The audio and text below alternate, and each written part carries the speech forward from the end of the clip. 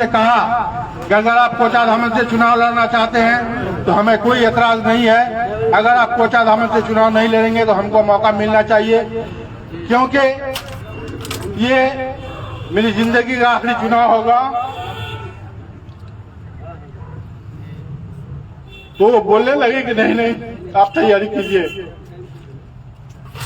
उधर असलम को भी कह दिया कि आप तैयारी करो, चचा जान आप तैयारी करो।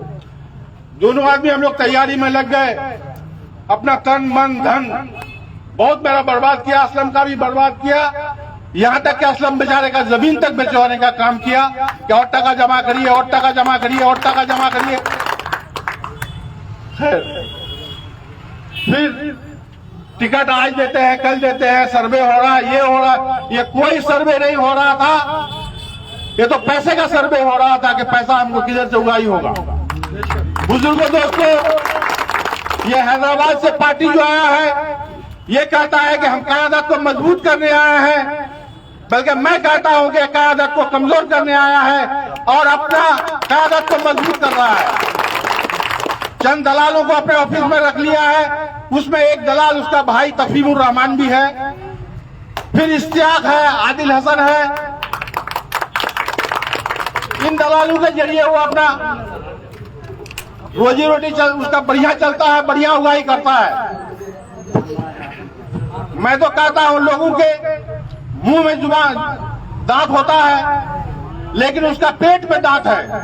उससे बड़ा झूठा मक्कार अय्यार पूरे सीमांचल ही में नहीं, बिहार में कोई नहीं है। वो गुलाबी उर्दू बोलकर लोगों को अपने तरफ खींच लेता है, ये उसकी कला है। झूठ बोलने में इतना माहिर है कि मेरे सामने का वाकया है, बैसी का टिकट 2 करोड़ में डील हुआ था, मैं बैठा हुआ था।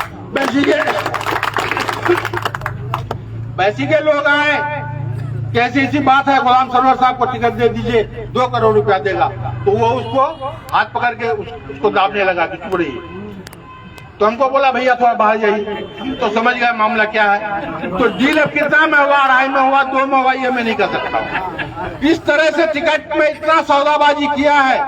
अररिया का मैं मिसाल देता हूँ, राशिद जो आज 8 साल 10 साल से पार्टी का झंडा ढो रहा था मजबूती के साथ, लेकिन वहाँ जिसको मंजूर इंजीनियर कोई है, वो कांग्रेस का दावेदार था, कांग्रेस में टिकट नहीं मिला, जाना तू रात आया, पैसा दिया और टिकट उसको दे दिया।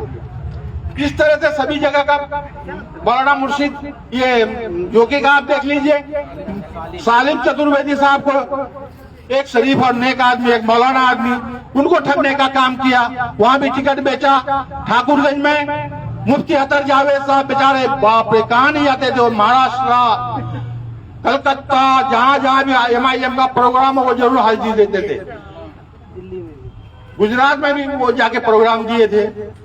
उसके बाद भी उसको ठगने का काम किया, वहां पैसा लेकर के टिकट बेच दिया। तो मेरे दोस्तों, मास्टर मुजाहिद साहब का मैं हमेशा तारीफ करता हूं कि ये मास्टर साहब 24 आवर हारने के बाद भी लोगों के बीच में इतना खिदमत करते हैं, इतना सेवा करते हैं। जहां तक MIM ने जिसको टिकट दिया है कोचाधामन से, उसका पतंग का डोर बीजेपी के हाथ में है, ये बात मैं जानता हूं। ऐसे लोगों से होशियार रहने की जरूरत है। मास्टर मुजाहिद साहब को आप लोग सब वोट दीजिए, जिताइए, तब मैं तो ये दावा के साथ कह सकता हूं कि जिसको पतंग छाप वालों ने टिकट दिया, MIM वाले ने टिकट दिया है, वो अगर MLA बन भी जाए तो मास्टर साहब के नीचे ही उसको रहना पड़ेगा।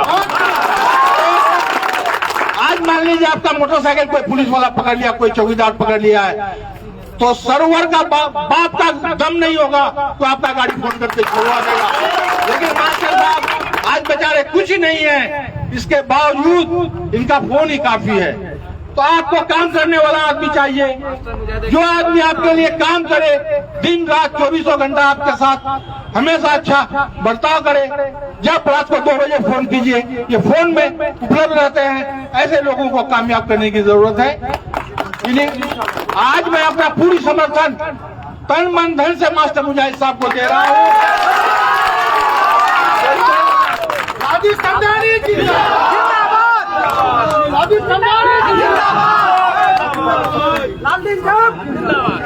सभी दोस्तों से गुजारिश है कि हाथ उठाकर सभी मास्टर साहब को समर्थन दें। हाथ उठाकर समर्थन दें सारे लोग। मैं तमाम बुजुर्ग, नौजवान और